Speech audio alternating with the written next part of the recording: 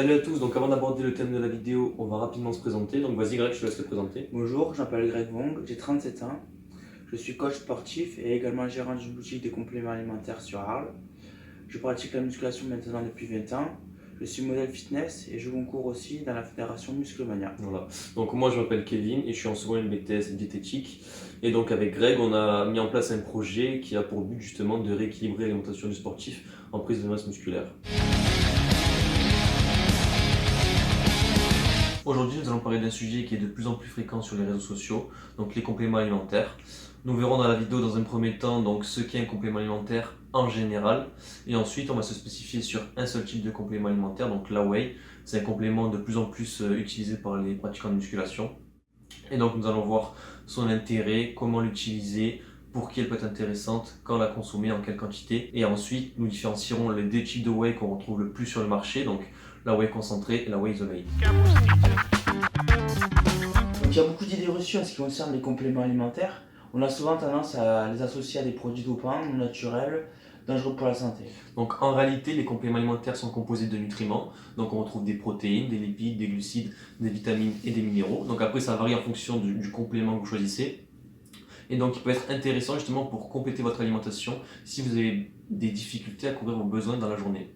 Donc ils sont également composés de substances. Donc on peut retrouver de la caféine, de la créatine, en fonction du complément que vous choisissez.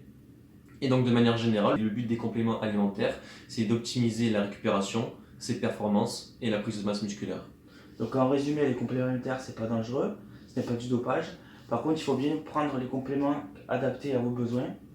Il ne faut pas non plus que ces compléments se substituent à votre alimentation. Il ne faut pas se supplémenter en fait. Donc la whey, aussi appelée protéine de lactosérum, c'est un produit naturel issu du lait. Donc on retrouve deux sources, donc elle provient soit du lait, soit du fromage. Et ensuite on retrouve trois types de whey, donc la concentrée, l'isolate et l'hydro. Ce qui différencie ces trois types de whey, c'est uniquement le processus de filtration. Après, ce qu'il faut savoir, c'est que l'hydro et l'iso sont deux whey très ressemblantes, et donc l'hydro on la trouve très peu sur le marché. Donc dans cette vidéo, on va se limiter à l'étude justement de la whey concentrée et de la whey isolate. Les intérêts de la whey, donc tout d'abord c'est une excellente source de protéines, donc en fonction du type de whey on a 70 à 95% de protéines. C'est ensuite très riche en acides aminés indispensables, donc une excellente valeur biologique, ça a une très bonne synthèse des protéines. Ensuite c'est très satiétogène, donc ça c'est un peu comme toutes les protéines. Ça stimule le système immunitaire et ça favorise la combustion des graisses. En dernier point, l'assimilation de la protéine de la whey c'est très rapide, ça met en moyenne entre 20 et 30 minutes comparé à d'autres aliments qui mettent plusieurs heures. En fait, c'est juste intéressant pour les personnes qui n'arrivent pas à couvrir leurs besoins en protéines journaliers. Donc ce qui est bien, c'est que c'est pratique pour transporter. Vous prenez votre shaker, votre whey, et vous la buvez au bon moment. Donc en cas d'imprévu, ça peut être intéressant si par exemple vous sautez un repas, comme il dit Greg, vous prenez votre shaker, c'est rapide, et au moins ça permet de combler un repas que vous avez manqué. Intéressant pour les personnes qui n'arrivent pas à couvrir leurs besoins journaliers en protéines. En cas d'imprévu, en revanche, il faut toujours privilégier quand même son alimentation. Ce qu'il faut retenir, c'est que ce n'est pas non plus indispensable pour progresser. La whey, ce n'est pas un produit magique, comme veulent faire croire de nombreux sites rêveurs. Donc ça ne vous fera ni maigrir ni prendre de la masse. C'est votre diète en général qui fera que vous arriverez à atteindre vos objectifs. La whey peut être intéressante le matin. Effectivement, vous sortez d'un jeûne nocturne et donc ça peut être important d'apporter une source de protéines pour relancer l'anabolisme, donc la création de tissus. Après, il faut savoir que ce n'est pas obligatoire si vous avez déjà un apport en protéines suffisant le matin. Donc ensuite, la whey protéine est intéressante à prendre après l'entraînement. Ça permet donc la reconstruction musculaire et une meilleure récupération. Et une excellente synthèse des protéines après l'entraînement, justement, il y a la fenêtre anabolique. C'est une période justement où les muscles sont plus réceptifs à la synthèse des protéines.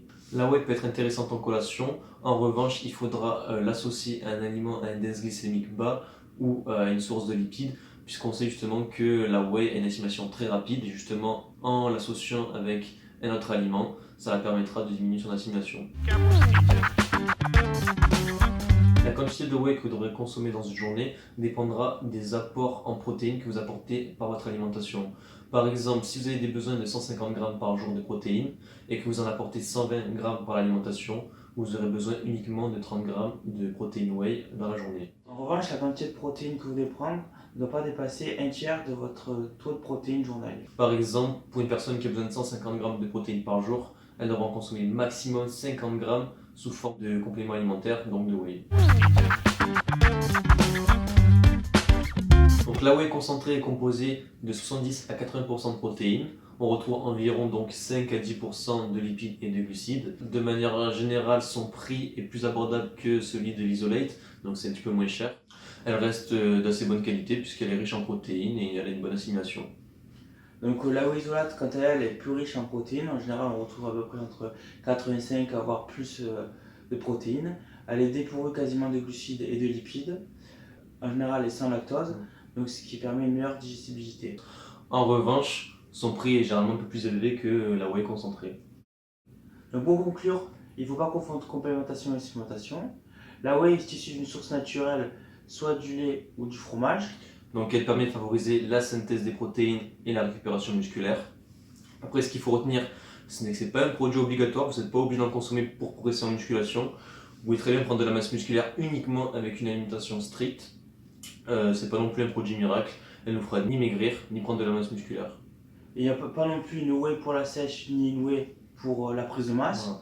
La seule différence entre la whey concentrée et la whey isolate, c'est juste le rapport en protéines supérieur.